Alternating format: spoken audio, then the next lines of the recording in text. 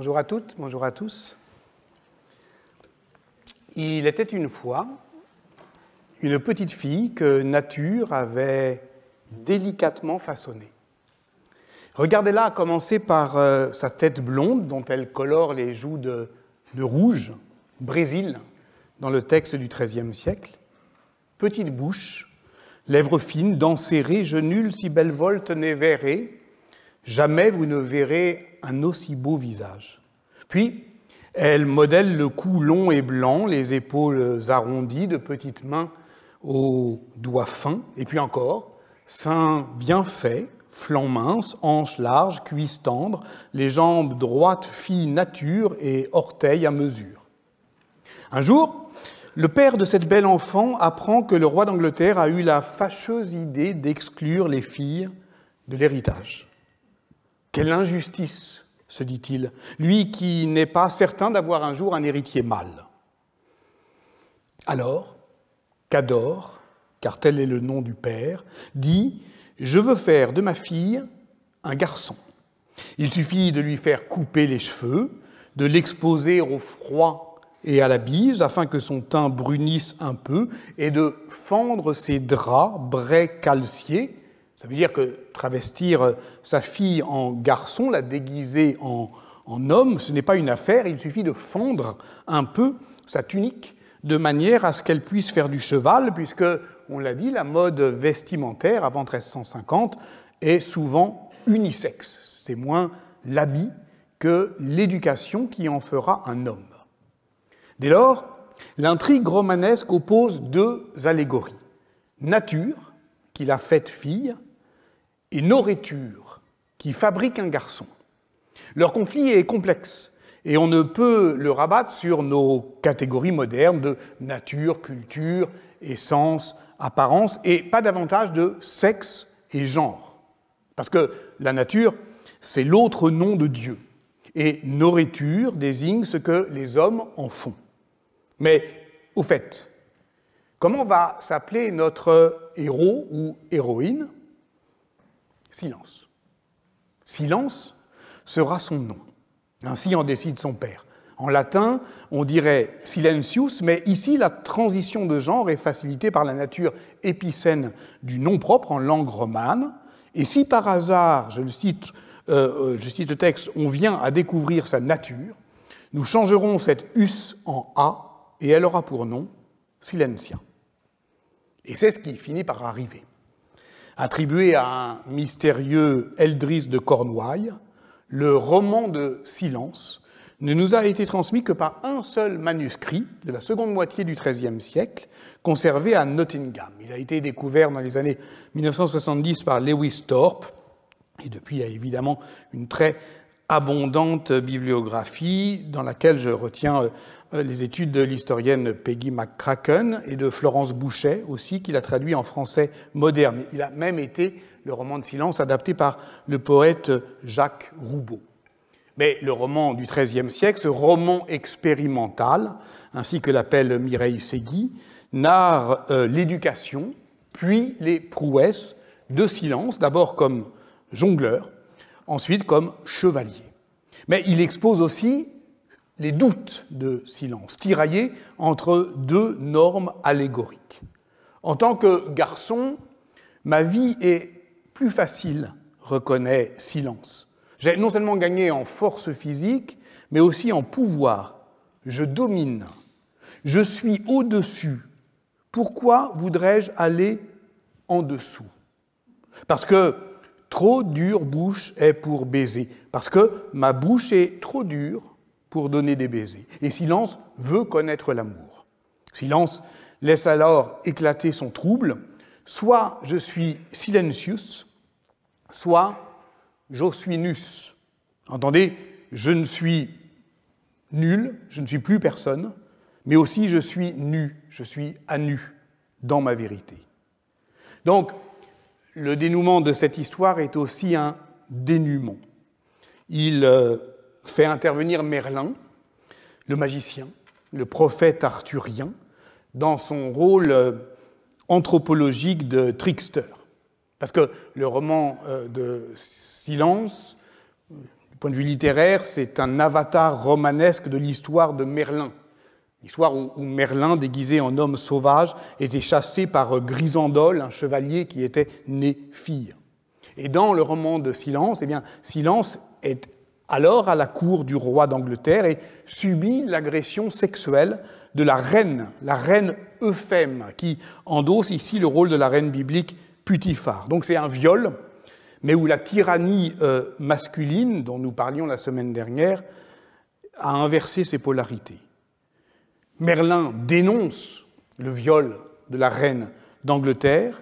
Il dénonce aussi une nonne qui vit aux côtés de la tentatrice, en révélant que cette nonne est en fait un homme qui a pris l'habit de monial pour devenir l'amant de la mauvaise reine.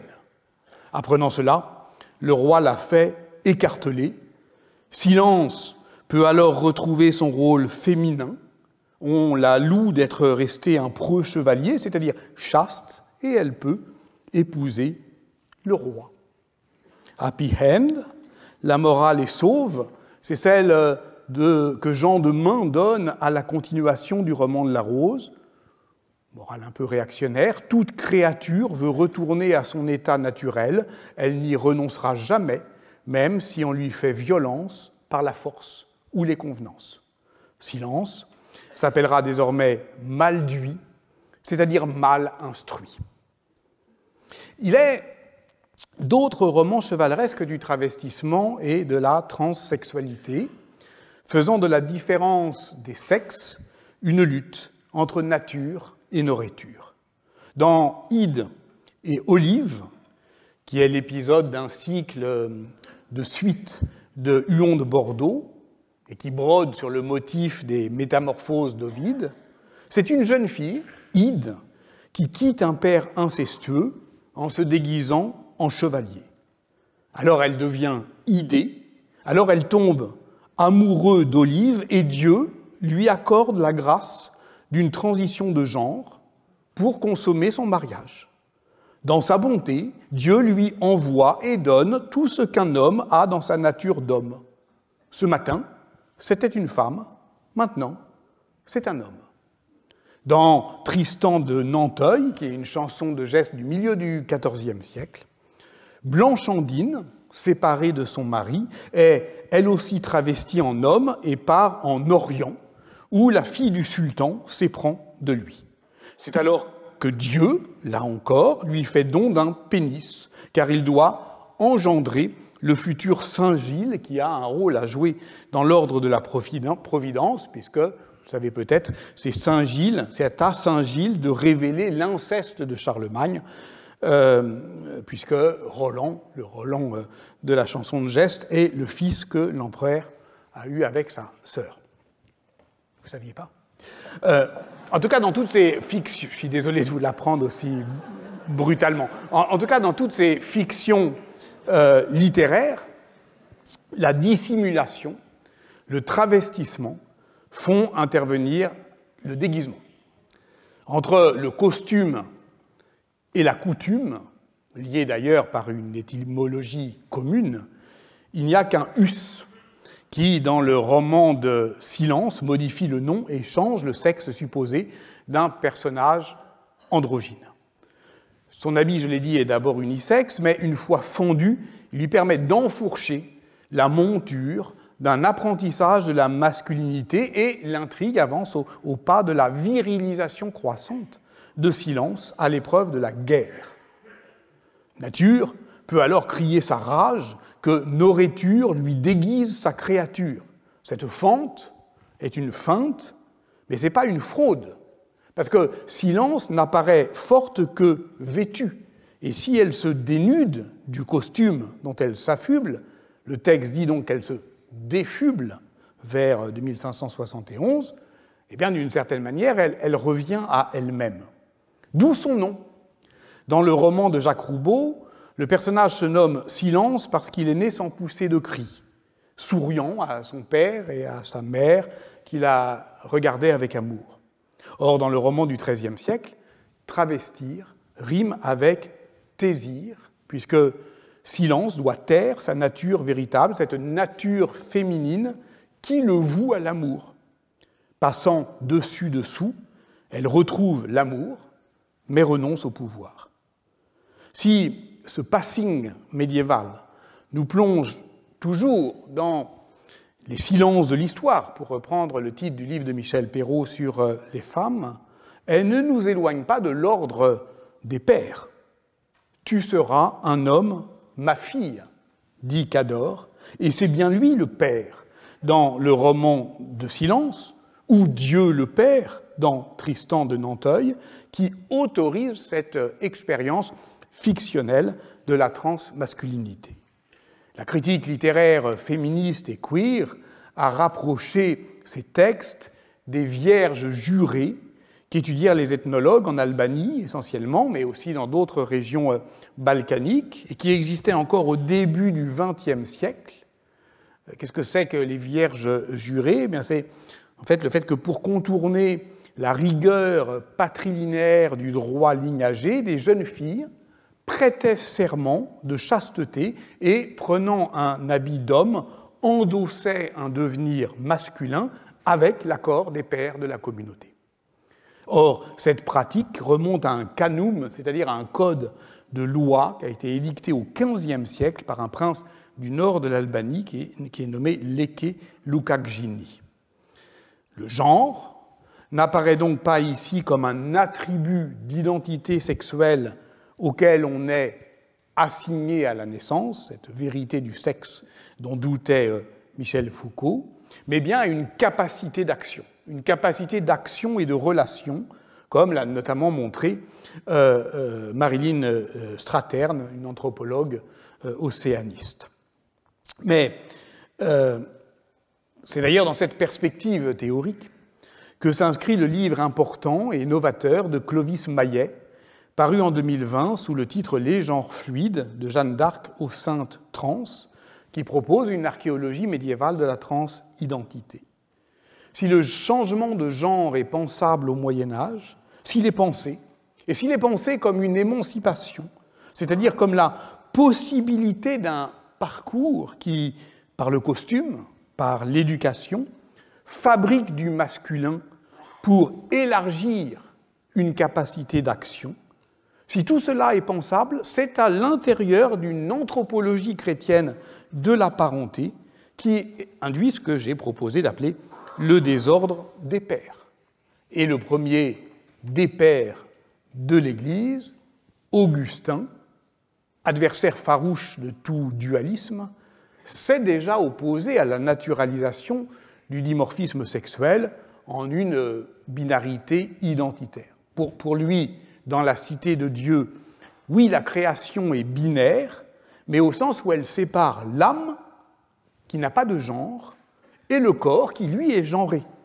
Si bien que, puisque les hommes et les femmes ont la même âme, Augustin n'en doute pas, mais pas le même corps, eh bien, je cite, Cité de Dieu 15:7, l'homme qui commande à la femme doit ressembler à l'âme qui commande à la chair. Cette double création, où binarité non binaire autorise donc une certaine fluidité de genre. Clovis Maillet a ainsi étudié les 6 saintes trans qui apparaissent dans la légende dorée de Jacques de Voragine, et notamment Joseph Hildegonde et Eugène Eugénie. La première est Joseph Hildegonde, c'est la fille d'un chevalier de Neuss, en Rhénanie, qui a accompagné son père en pèlerinage dans les années 1180. Elle a alors 12 ans, et pour sa protection durant le voyage, son père l'habille en garçon et l'appelle Joseph. Mais le père meurt sur le chemin du retour, et donc Joseph revient seul en Allemagne. Il redevient en Allemagne à un moment Hildegonde et entre comme servante chez un vieux chanoine de Cologne, mais lorsqu'il décide de rentrer comme novice au monastère de Schönau, entre Bâle et Fribourg, alors Yel reprend l'habit et le nom de Joseph et s'y illustre en vision mystique jusqu'à sa mort le 20 avril 1188. Et dans son hagiographie, Engelhard von Langheim raconte les choses ainsi en toute simplicité. Dans ce monastère vint un jeune homme dont le nom était Joseph. Il entra, introduit selon la règle et convertit lui-même à la règle auprès de tous. Après sa mort, on fit passer le genre masculin au féminin. En effet, c'est la toilette mortuaire de Joseph qui révèle ses attributs sexuels et rend possible la réassignation de genre genus masculinum in feminum transivuit. C'est désormais sous le nom de sainte Hildegonde qu'on révère aujourd'hui cette mystique allemande tous les 20 avril, qui est à la fois la date de sa mort et de sa transition de genre post-mortem. Cela prouve donc qu'une femme qui fait l'homme peut devenir un saint de son vivant, c'est-à-dire un homme vierge. Cela était déjà arrivé à Eugénie au IIIe siècle de notre ère, dont la vie grecque est, je l'ai dit, reprise par Jacques de Voragine dans la Légende dorée. C'est là encore une jeune femme qui vécut une partie de sa vie sous un habit d'homme, dans un monastère, mais un jour, une femme l'accuse de viol.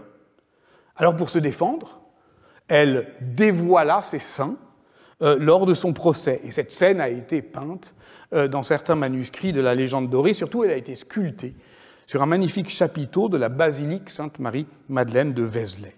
Mais le plus important est ce qu'on lit dans sa vie latine. Malgré ce dévoilement, elle montre ses seins pour se défendre d'une accusation de viol, puisque pour eux, une femme ne peut pas en violer une autre. Eugénie, malgré ce dévoilement, Eugénie reste Eugène, et on lui dit « Tu as raison de t'appeler Eugène, car tu agis en homme. » Et dans la Légende dorée, cela donne « Tu as raison de te dire homme, car bien que tu sois une femme, tu te comportes comme un homme. Recte vir diceris, quia cum sis femina viriliter agis », c'est-à-dire on pourrait aussi traduire par « Tu agis virilement ». De la même façon, je cite, qui imputerait une faute à sainte Marine, qui vécut inconnue, toujours en habit d'homme, dans un monastère d'hommes, et prenant les sacrements avec les moines. C'est la même chose de sainte Eugénie, qui vécut en habit d'homme, très vertueusement et chastement. Ainsi, cette Jeanne était légitime de recevoir l'Eucharistie dans cet habit. Voilà ce que l'on entendit à Rouen en 1456, lors du procès en nullité de la condamnation de Jeanne d'Arc, exécutée 25 ans auparavant, le 30 mai 1431. Car le quatrième des chefs d'accusation, je voulais en venir là, bien sûr, retenu contre la jeune fille de Don Rémy, morte au bûcher à 19 ans après avoir délivré Orléans et des Anglais et fait sacrer le roi Charles VII à Reims, c'était d'avoir très tôt porté un habit d'homme en contradiction avec la règle du Deutéronome 22.5. Une femme ne portera pas un costume masculin et un homme ne mettra pas un vêtement de femme. Quiconque agit ainsi est en abomination à Yahvé ton Dieu. On lui reprocha évidemment bien d'autres choses dans ce procès politique, et l'imputation d'hérésie y pesait sans doute bien plus lourd, mais le fait que, craignant à un moment d'être violée par des soldats rouennais, elle reprit l'habit masculin après avoir signé d'une croix la lettre où elle affirmait y renoncer en reconnaissant ses erreurs, et bien ce fait-là la fit relapse et précipita sa mise à mort. Donc la question c'est pourquoi celle qui se faisait appeler Jeannette commença à s'habiller en garçon et à se couper les cheveux courts alors qu'elle était encore à vos couleurs.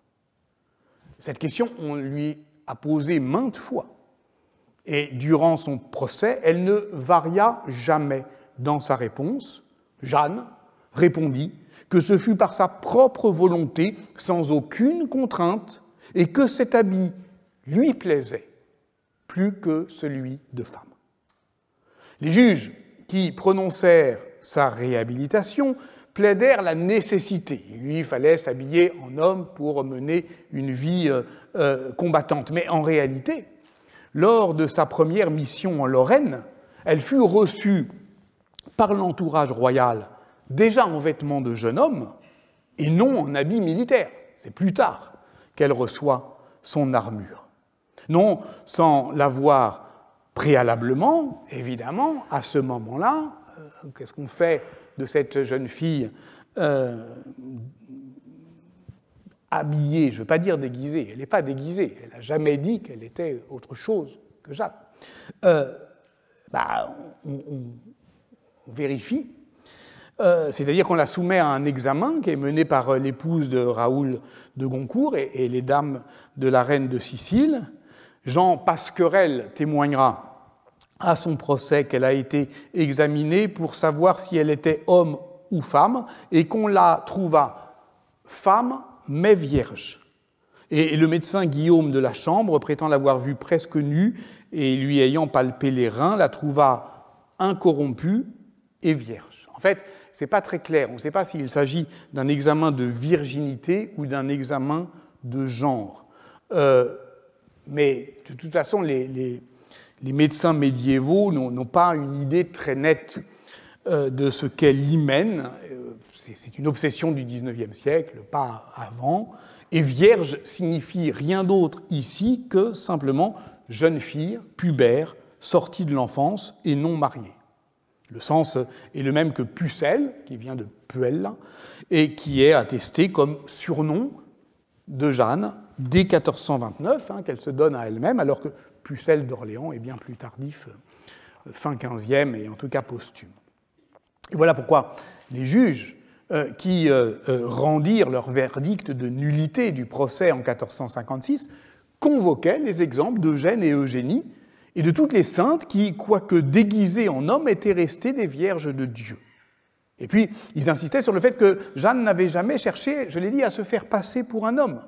Une fois engagée dans son épopée militaire, elle se conduisit en preux. C'est ce que dit Christine de Pisan, sa contemporaine. Elle ne dit pas en preuse, elle dit en preux. Ça veut dire qu'elle ne dépareillait pas dans la compagnie virile. On notera d'ailleurs que, pour la diffamer, ses ennemis l'appelèrent plus volontiers et surtout plus longuement putain ribaude, que sorcière. Elle était, pour les Bourguignons, la putain des Armagnacs. Et c'était les prostituées, en effet, qui suivaient les armées et pouvaient s'habiller en hommes.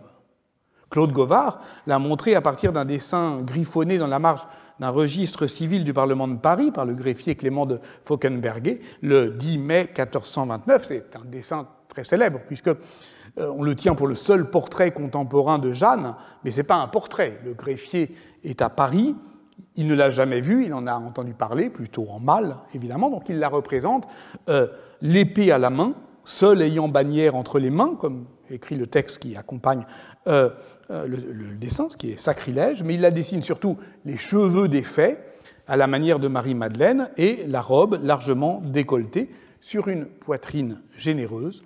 Bref, il la dessine en prostituée. Dans le beau film de Bruno Dumont, Jeanne, en 2019, 2 volets. 2017, c'était Jeanne d'Arc. Jeannette, pardon. D'abord Jeannette, puis Jeanne, le tout d'après Charles Péguy. Dans le 2e volet, donc Jeanne 2019, elle n'est plus Jeannette, mais quand une paysanne des Landes septentrionales la croise et lui donne du Madame Jeanne, on voit que ça ne va pas, alors elle se corrige et l'appelle « mon enfant ». C'est qu'elle vacille. Dans le film, elle vacille, comme une flamme déjà. Elle a l'air d'avoir 10 ans. Elle semble entre 2 âges, entre 2 genres peut-être. En tout cas, comme l'écrit Clovis Maillet, Jeanne n'était ni sainte, ni transgenre. Sainte, elle le deviendra au XXe siècle, et transgenre, pour certains, pour certaines, au XXIe siècle, tenter d'en faire une héroïne queer. Mais il faut préciser que celle qu'on trouva femme mais vierge, donc ça veut dire pas entièrement formée comme femme, n'est devenue pleinement femme qu'au XIXe siècle, au moment où, faisant couple avec son ombre maléfique Gilles de Rais, personnifiant, je l'ai dit la semaine dernière, la dégénérescence meurtrière de l'aristocratie, Jeanne d'Arc incarne, au contraire, pour les médecins, pour les historiens, pour tous ceux qui aspirent, comme plus tard Charles Péguy, à la République universelle, la régénérescence morale de la nation française dans une féminité fantasmée.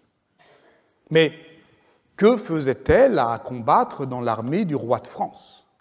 Est-ce qu'elle ne transgressait-elle pas, en endossant le plus masculin des rôles, les canons virils de la mâle guerre?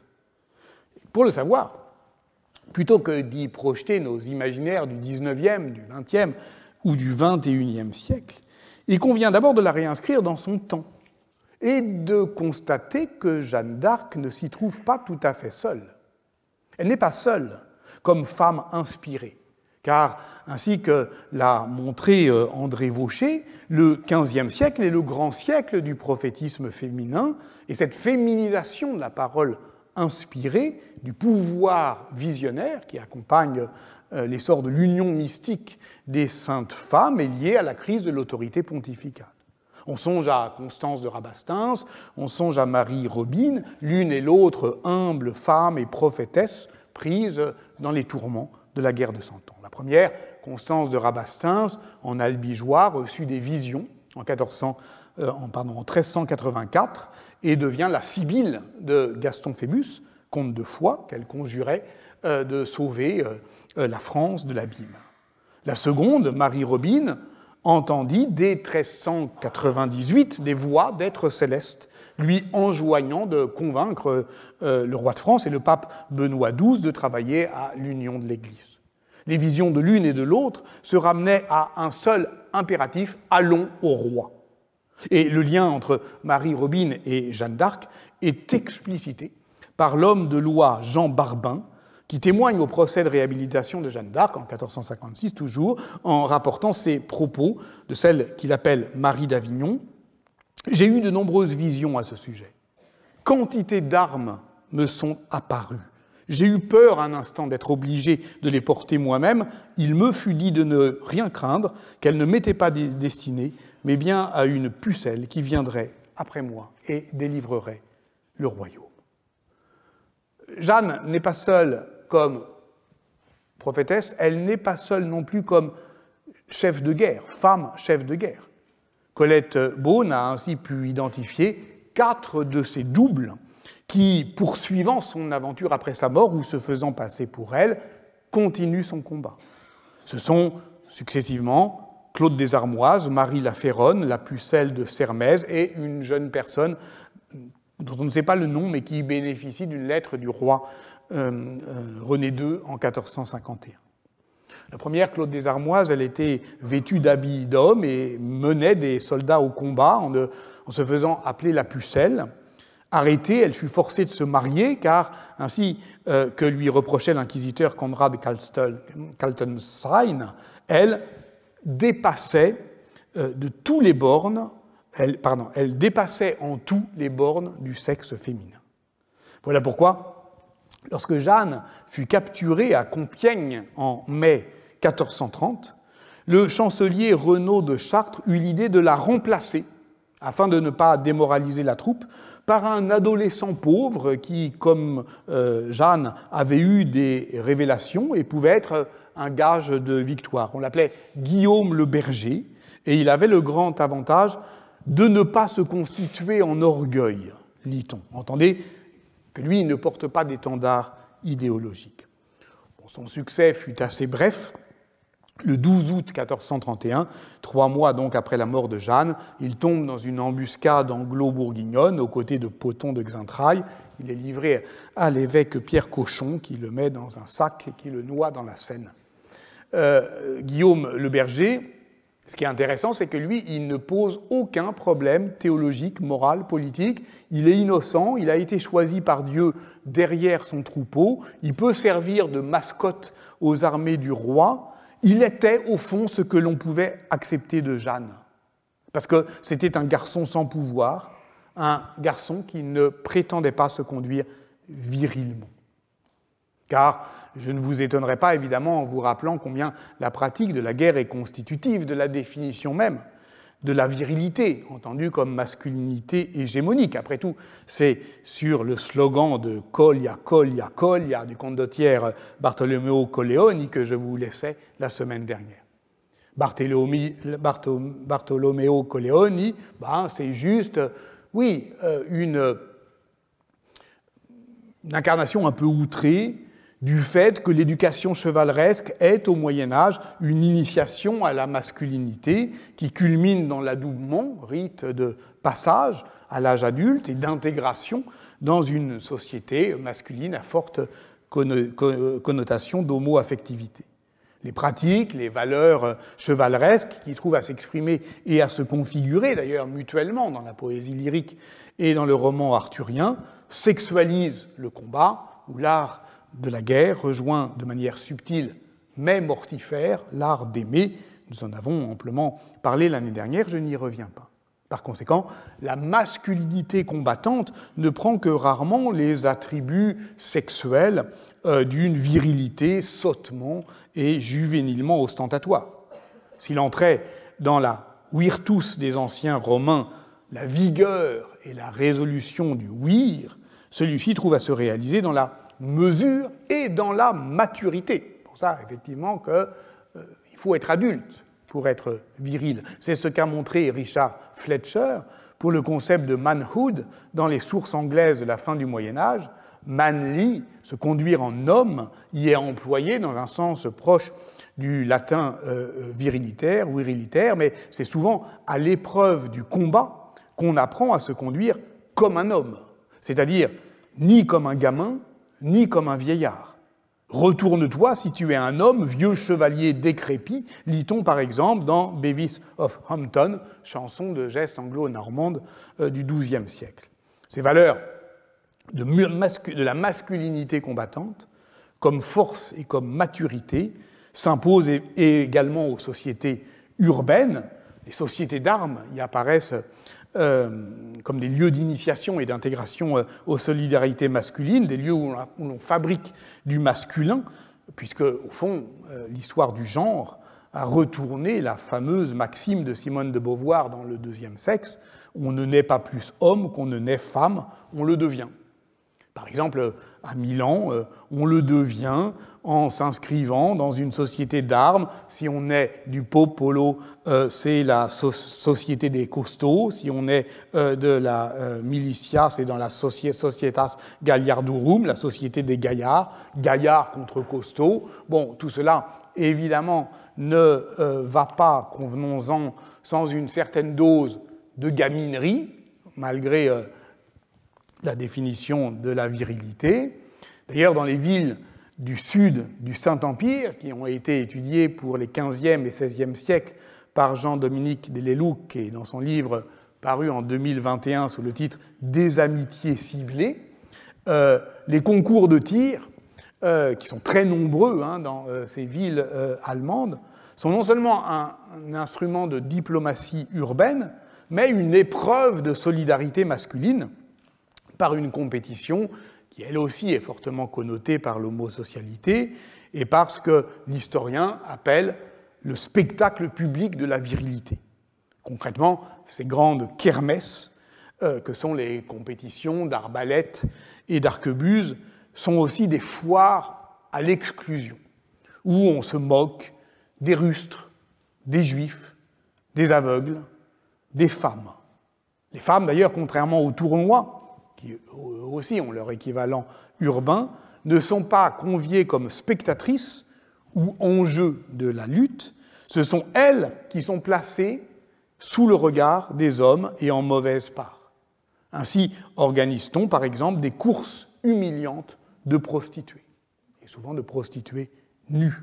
Et si le moins bon tireur de Nancy obtient comme lot de consolation en 1506 un chapon, c'est une truie que l'on offre à celui qui échoue au pied du podium. Fameuse 4e place. Le mauvais tireur est indigne du titre de bourgeois, mais il est aussi traître à sa propre virilité. Aussi doit-il mener sa truie en cortège jusqu'à son auberge, en une parodie nuptiale grotesque, qui est peut-être l'origine médiévale de tous ces rituels qu'on impose aux perdants, comme par exemple embrasser le cul de Fanny pour les boulistes malheureux.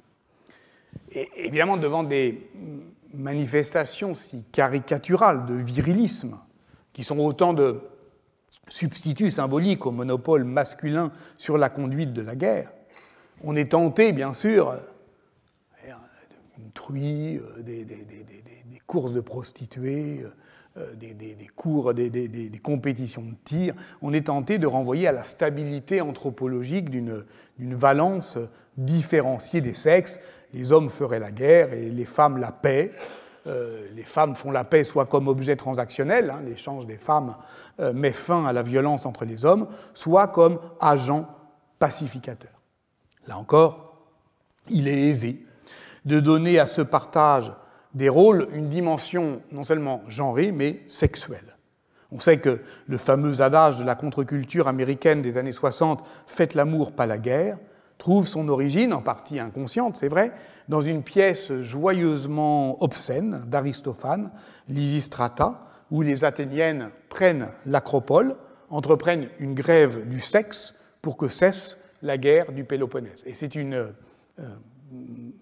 pièce qui est jouée en 411 avant notre ère, au moment de la reprise des hostilités de la guerre du Péloponnèse. Donc c'est une pièce d'actualité. Et chez Xénophon, la grève du sexe tourne en guerre des sexes, et l'audacieuse Lysistrata dit aux femmes « Ne faites plus l'amour, et la guerre cessera ». Ce n'est pas seulement un chantage sur les hommes et leur libido. C'est le fait qu'il y a un lien direct. Si on cesse de faire l'amour, on cessera d'avoir envie de faire la guerre. Et donc, les femmes, les Athéniennes, retrouvent donc leur capacité d'agir, c'est-à-dire leur virilité. Voilà, ça peut paraître paradoxal, mais on le comprend en entendant le coryphée Strymodore, qui s'adresse ainsi à elle. « Salut à toi, la plus virile de toutes les femmes. C'est le moment d'être bienveillante et méchante, tendre et teigneuse, tolérante et intransigeante, bref, expérimentée. À toi de jouer.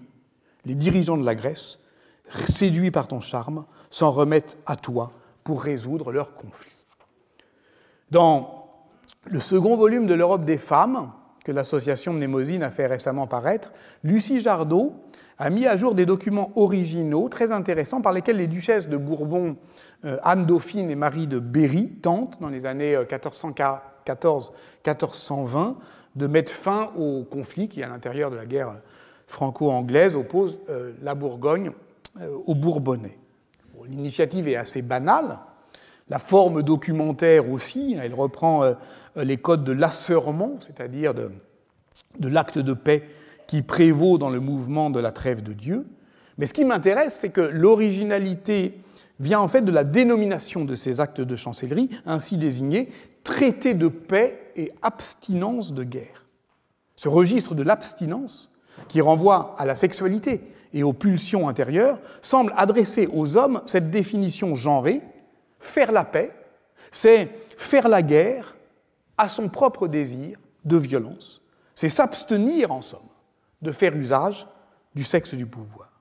Il y a là, je le répète, davantage qu'un invariant anthropologique, car ce sont les aléas de la guerre de 100 ans, et d'une façon générale, des transformations dans les pratiques militaires et diplomatiques au XIVe et surtout au XVe siècle, qui participent à la construction du genre féminin pacificateur. Alors là encore, on peut dire que ça puise dans un registre très traditionnel des allégories politiques où la femme est évidemment, où la paix est une femme, en peinture, comme en poésie, comme dans les tableaux vivants des rituels publics, des entrées royales, qui conjuguent toujours la paix au genre féminin. Il suffit sur ce point de renvoyer aux travaux désormais classiques de Nicolas Offenstadt. Chez Georges Chastelain, c'est Dame Paix qui exhorte Louis XI et Charles le Téméraire à s'accorder, tandis que dans son dit de la naissance Marie, qui célèbre la naissance en 1457 de Marie, fille aînée du duc Charles d'Orléans, et sœur du futur Louis XII, eh bien François Villon loue son rôle naturel de faiseuse de paix. Elle est à peine née que déjà, au fond, elle va paix, bâtir et brasse.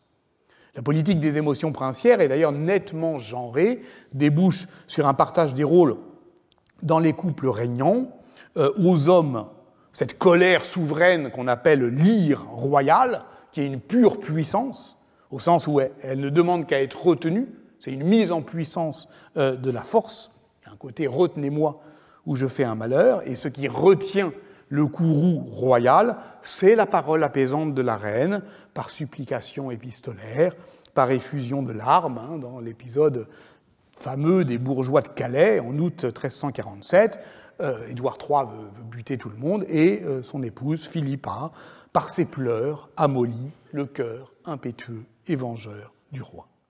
Cette scène de parole inspire des rituels de paix, où les princesses mettent en scène leur soumission, en jouant de cette politique émotionnelle des larmes, endossant ce rôle féminin de la pacificatrice.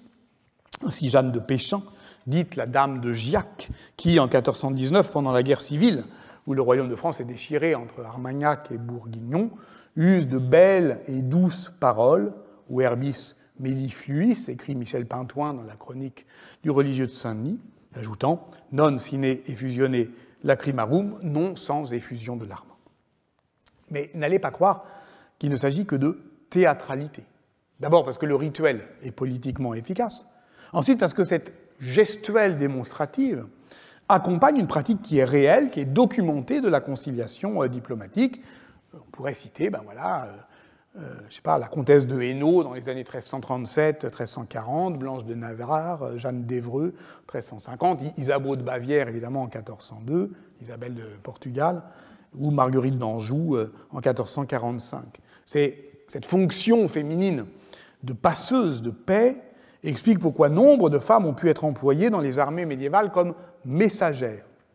Dans une étude très récente sur la révolte des villes flamandes contre Maximilien de Habsbourg en 1488-1489, Yael Hammers et Lisa Demetz ont retrouvé la trace de plusieurs dizaines de ces porteuses de missives urbaines dans les cahiers de guerre que tenaient les villes de Gand, Bruges et Ypres, et un bon quart de ces missions, qui étaient des missions dangereuses, parce que c'était aussi des missions de renseignement, ils étaient infiltrés dans les rangs ennemis, un bon quart de ces missions sont tenues par des femmes.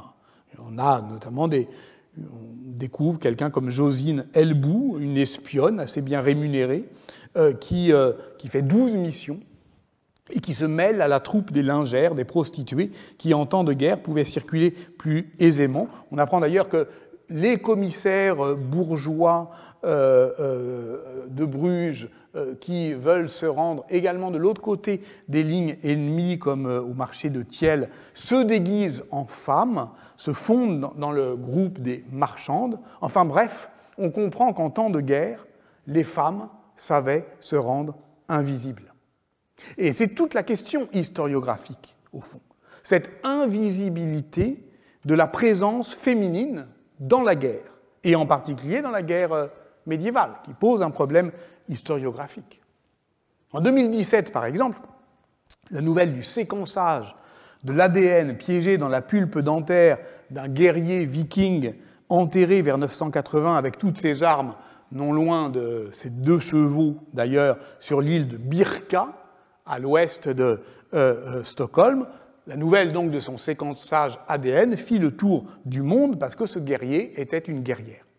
On avait donc retrouvé la trace d'une Skaljamo, une fille au bouclier, cette héroïne des sagas qu'on pensait mythique, mais on avait surtout retrouvé notre propre imaginaire contemporain de la femme viking puissante, etc. Les archéologues, eux, ils avaient trouvé en 1878. Ils ne se posaient pas toutes ces questions. Une tombe avec des bijoux, c'est une tombe de femme. Une tombe avec des armes, c'est une tombe d'homme. Mais ils savaient pourtant, ces archéologues, qu'on lit dans la Gesta Danorum que son auteur, le moine et chroniqueur Saxo Grammaticus, il fustigeait déjà en 1200 ces Danoises qui s'aventuraient sur le champ de bataille. Elles courent d'une façon si avide après la gloire militaire qu'on dirait qu'elles ont changé de sexe. Et maintenant, c'est l'ADN qui fait changer de sexe. Mais tout ça, d'une certaine manière, était là, mais invisible. Il n'y a pas, d'ailleurs, que dans le monde nordique, que certaines femmes pouvaient être enterrées comme des hommes parce qu'elles avaient combattu comme des hommes, ou héréditaires. Que faire pour les historiennes et les historiens de ces rares témoignages de femmes au combat, qui non seulement sont rares, mais d'une rareté constante. Je songe ici à Paul Veyne qui, dans son texte de 1975, Foucault révolutionne l'histoire, a cette remarque lumineuse que je me permets de citer. L'intuition initiale de Foucault, ce n'est pas la structure, ni la coupure, ni le discours, c'est la rareté. La rareté au sens latin du mot. Les faits humains sont rares. Ils ne sont pas installés dans la plénitude de la raison. Il y a du vide autour d'eux pour d'autres faits que notre sagesse ne devine pas. Car ce qui est pourrait être autre. Alors, transportons-nous par exemple sur un autre champ de bataille, afin de traquer cette rareté. Nous sommes le 25 juillet 1190 et l'armée croisée assiégeant Acre a lancé l'assaut contre le camp de Saladin. D'abord victorieux, les chrétiens sont massacrés. L'historien kurde Baha al-Din parcourt le terrain jonché de cadavres. J'ai remarqué les corps de 2 femmes, écrit-il. L'une d'elles, à qui il enlève son aume, pleure et respire encore. Les sources arabes documentent une présence féminine minoritaire mais régulière parmi les troupes franques. Décrivant le siège de Jérusalem, Guillaume de Tyr note que même les femmes, oubliant leur sexe et leur faiblesse naturelle, osaient porter les armes et combattre virilement bien au-delà de leur force. D'autres notent qu'elles combattent non seulement virilement, mais férocement. Ainsi lit-on dans l'Itinerarium Peregrinorum, écrit par un croisé pendant le siège d'Acre, « Nos femmes attrapaient les Turcs par les cheveux, les traitaient avec déshonneur, les humiliaient en leur coupant la gorge et finalement les décapitaient. La faiblesse physique des femmes prolongeait la douleur de la mort parce qu'elle leur coupait la tête avec des couteaux au lieu d'épées. Une chose est certaine, nos sources sont particulièrement loquaces sur la participation féminine à la croisade, voire leur désir d'y participer. Et désir est d'ailleurs le mot. Ainsi, le chroniqueur anglo-normand Ordéric Vital décrit-il Adèle, la femme du comte Étienne de Blois, le presser de repartir en Terre Sainte. Il est revenu, mais il doit repartir, et puis si possible, avec elle, il doit reprendre les armes de cette guerre louable, lui demande instamment sa femme au milieu des caresses conjugales. Donc là, c'est l'inverse. On fait l'amour pour faire la guerre. À l'encontre de leur rôle traditionnel de faiseuses de paix, les femmes des croisés, ou les femmes croisées d'ailleurs, parce qu'on pouvait, sont des va-t-en-guerre, à ceci près qu'il s'agit ici d'une guerre juste. Pour comprendre le lien qui se noue entre femmes viriles et guerre sainte, lien sans lequel je pense que l'aventure de Jeanne d'Arc demeure obscure. Sans doute faut-il remonter à un personnage crucial qui en est, de Jeanne d'Arc, la préfiguration italienne et grégorienne. La comtesse Mathilde de Toscane, celle qui amena l'empereur Henri IV à Canossa en 1077, j'avais fait 2 cours là-dessus, en 2018 je crois, oubliant son sexe et pareille aux Amazones antiques, elle livra bataille, femme qu'elle était, à des colonnes d'hommes couverts de fer, croit savoir, de sa lointaine Angleterre, le moine Guillaume de Malesbury. Dans une Italie qui est alors en proie à l'imbroglio de la querelle des investitures, qui oppose donc l'empereur au pape, eh bien, seule résiste Mathilde, fille de Pierre. C'est qu'elle a épousé la cause du pape Grégoire VII, c'est qu'elle a épousé la cause de la réforme de l'Église. Ce sont ces faits d'armes de cet authentique chef de guerre qui lui vaudront d'ailleurs l'honneur posthume d'être la seule femme inhumée dans la basilique Saint-Pierre, dans un monument dont l'épitaphe, commandée par le pape Urbain VIII en 1635, s'inspirait de la formule de Guillaume de Malesbury que je viens de citer, la comtesse Mathilde, femme d'un courage viril, défenseur du siège apostolique, qui, oubliant son sexe, s'égala aux Amazones antiques, menant à la guerre des troupes d'hommes bardés de fer. Elle était puissante et rusée dans la bataille. Elle adoptait tour à tour une stratégie de mise en défense de la vallée du Pô et d'incursion militaire audacieuse. Elle était surtout, Mathilde, pour le chroniqueur Berthold de Constance, le plus fidèle des soldats du Christ. Ça veut dire que son courage viril en fait une virago, au sens littéral du terme, mais une virago catholica, pour la défense de l'Église.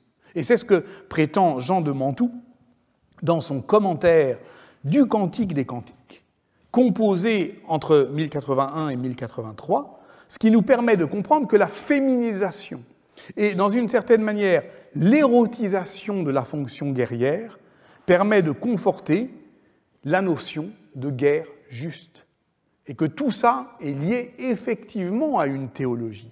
Et si les impériaux la traitent de Mars au féminin, ses soutiens, notamment son biographe Anselme de Luc, la comparent, Mathilde, à Penthessilée, la reine mystique des Amazones, mais aussi aux personnages bibliques Judith et Déborah.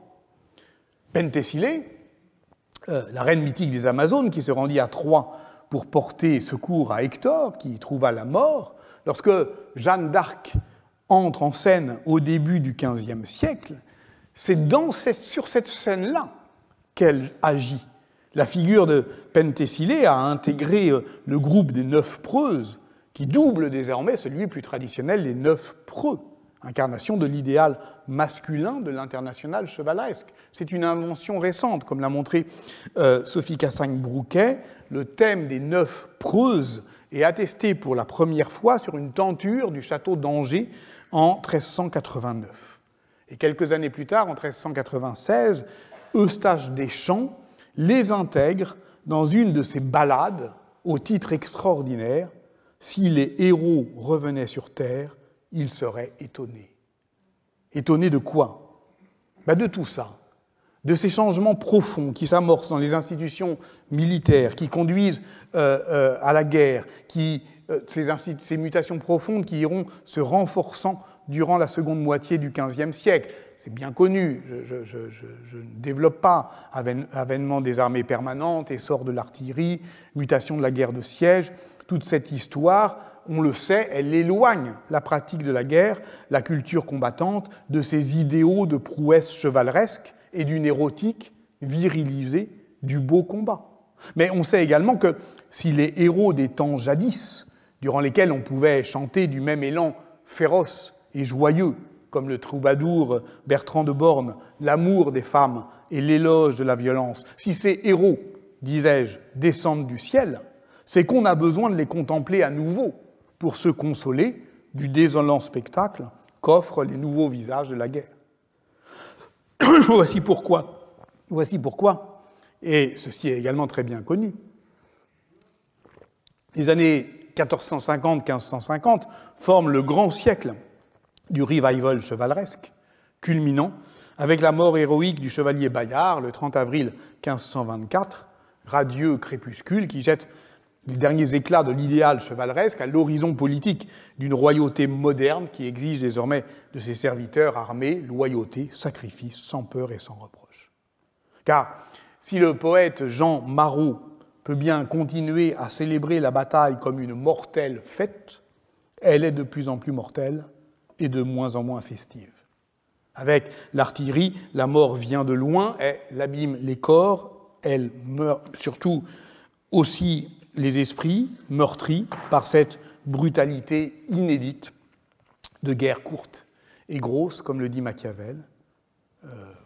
Par exemple, la bataille de Novare, le 6 juin 1513, c'est 10 000 morts en 2 heures. Exécution sommaire des prisonniers, mise à sac des villes, guerre aux civils. Est-ce que les guerres d'Italie furent le théâtre d'une première brutalisation, comme l'affirment certains historiens, impressionnés par la description des carnages ? On peut en discuter, mais une chose est certaine, c'est qu'elles furent escortées d'un discours social de déploration sur les malheurs d'une guerre atroce, discours qui double les combats d'une guerre de plumes où s'illustrent les poètes qui décideront par leurs vers à qui revient la bataille, la victoire, après des batailles souvent incertaines. Et parmi ces poètes, beaucoup, comme l'a montré Florence Salazar dans sa belle étude sur le lamento dans la Renaissance italienne, prêtent une voix musicale et féminine à l'allégorie d'un pays meurtri qui chante comme une amante abandonnée, faisant de sa plainte une revendication politique pour la paix et pour la justice. Nous voici désormais bien loin du roman de silence. Est-ce à dire que la guerre moderne a rendu impossible toute transgression de genre? Eh bien, c'est peut-être tout le contraire. À lire les travaux on ne peut plus éclairants de Véronique Garrigue, on comprend que le temps des guerres de religion fut celui de la virilisation des femmes au combat. L'historienne les décrit d'abord dans leur rôle traditionnel de défense aux remparts. Après tout, d'Aliénor d'Aquitaine qui, en juillet 1202, alors qu'elle est octogénaire quand même, tient le donjon de Mirebeau face aux troupes de son petit-fils Arthur de Bretagne, jusqu'à Jeanne l'aînée, dit Hachette, Jeanne Hachette, qui défend vaillamment les murs de sa ville de Beauvais contre les assauts de Charles le Téméraire. La défense des villes, la défense des forteresses, c'est le moment privilégié pour toutes les femmes qui, quelles que soient leurs conditions, font alors irruption dans le monde masculin de la guerre. Et c'est d'ailleurs presque un stéréotype de genre, la guerre des femmes combattantes subalternes qui s'emparent de tout ce qu'elles ont sous la main, des ustensiles de cuisine, de la poix bouillante jetée du haut des remparts, comme last resort, comme dit le dernier recours, comme disent les militaires actuels. On voit donc à la fin, au XVIe siècle, des dames nobles qui défendent leur château, comme Claude de la Tour, comtesse de Tournon, qui par 2 fois repousse les assauts des calvinistes en 1567 et 1570, ou l'enrôlement des femmes du peuple dans l'organisation des tours de garde du service de guet, voire comme les 250 huguenotes qui défendent La Rochelle contre le duc d'Anjou en 1573 dans un travail de terrassement pour lever les talus défensifs. Mais il arrive aussi que les femmes partent directement au combat. Alors, on songe évidemment à Catherine de Médicis, mais aussi à Diane de France, fille illégitime du roi Henri II, que les sources qualifient de femme forte ou de femme virile, et qu'elle rattache aux glorieuses lignées des Amazones et des Preuses. On comprend surtout que la nature confessionnelle du conflit les inscrit, je le répète, dans la perspective que j'ai tenté de tracer aujourd'hui de Mathilde de Toscane à Jeanne d'Arc, où c'est la notion de guerre juste qui militarise ces corps féminins en contribuant, sinon au travestissement, du moins à la transgression des frontières de genre. On pourrait évidemment prolonger les perspectives jusqu'à aujourd'hui, évoquer les combattantes kurdes du Rojava, voir à l'inverse la sainte croisade trumpiste contre les trans, qui, comme le rappelle justement Paul Preciado aujourd'hui même, libère le ressentiment sexo-politique des masculinistes, disons le sexe du pouvoir, en autorisant désormais toutes les violences à l'encontre de quiconque prétendra franchir une frontière. Or, penser veut dire franchir. Penser veut dire franchir. Telle était la maxime d'espérance du grand penseur antifasciste Ernst Bloch, qui disait aussi, toujours dans Héritage de notre temps, « Il est temps de récupérer quelques vieilles choses, l'urgence de l'heure nous l'ordonne. » Voilà pourquoi je préfère, pour terminer, plutôt que de sauter à pieds joints dans les hantises de notre présent, évoquer en quelques mots l'épilogue de cette histoire, qui est paradoxale, qui est ambivalente, dès lors qu'elle devient moderne. Nous avons donc vu que l'exercice du combat, en tant qu'il était soutenu par des valeurs morales et religieuses, rendait au Moyen-Âge les frontières de guerre, les frontières de genre, moins intangibles qu'on ne le pensait. De ce fait, la présence féminine dans les armées de la première modernité est plus importante qu'on ne le pense. C'est aussi parce que, comme l'a montré John Lynn, elles sont des communautés de campagne et que ces communautés sont des communautés domestiques, donc mixtes. Mais tout change à partir de la seconde moitié du XVIIe siècle où l'encasernement isole les soldats. Ainsi passe-t-on de la bigarrure des virilités guerrières, où les femmes avaient leur place, à l'uniformité de la masculinité militaire, où elles n'en ont plus. La vie militaire devient alors une école du masculin, plus de cadors pour dire « tu seras un homme, ma fille », mais des bons pères sévères qui font des hommes avec des fils. Comme te voilà robuste, les troupes font bien un homme, tu as servi le roi, tu as servi la patrie, tu n'es plus un paysan, entend-on dans une chanson composée par Sedaine en 1769, faisant de l'armée une institution sociale totale. Et ce, avec des réactions en chaîne, certaines accablantes, le développement du viol des femmes comme acte de guerre, d'autres plus étonnantes. Enrôlés, par exemple, les jeunes soldats devaient se choisir un nom de guerre. Or, une enquête d'Hervé de Révillon, dans un échantillon de 1000 recrues des Invalides entre 1694 et 1696, montre que le premier nom choisi est Fleur. C'est à désespérer de fabriquer des garçons. Plutôt que de choisir des surnoms à consonance guerrière, comme Tranche-Montagne, par exemple, ils optent pour Fleur, Joli Cœur ou La Tulipe, qui lui aussi devient un héros de chanson. Chassé le féminin, il revient au galop. Alors voilà une dernière scène sur laquelle je vous laisse.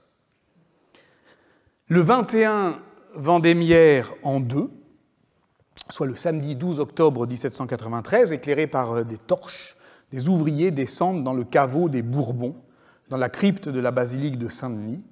Ils sont accompagnés du commissaire au plomb, dont Germain Poirier, c'est-à-dire un moine archiviste, et c'est lui qui raconte l'histoire. Lorsqu'on ouvre le caveau d'Henri IV, on retrouve ses traits à peine altérés et sa barbe blanche, presque intacte. Alors, un soldat s'approche, et je vous lis le texte. Mu par un martial enthousiasme, il se précipita sur le cadavre du vainqueur de la Ligue et, après un long silence d'admiration, tira son sabre, lui coupa une longue mèche de sa barbe, qui était encore fraîche, et s'écria en même temps, en termes énergiques et vraiment militaires, « Moi aussi je suis soldat français. Désormais, je n'aurai plus d'autre moustache. » Et, plaçant cette mèche précieuse sur sa lèvre supérieure, « Maintenant, je suis sûr de vaincre les ennemis de la France et je marche à la victoire. » Alors, au moment du danger, à chacun de choisir ses vieilles choses. En récupérant une vieille moustache, le soldat de l'an 2 voulut partir au combat, investi de la force virile du roi. Je choisis pour ma part Jeanne d'Arc, Fanfan la Tulipe et le chevalier Silence. Merci.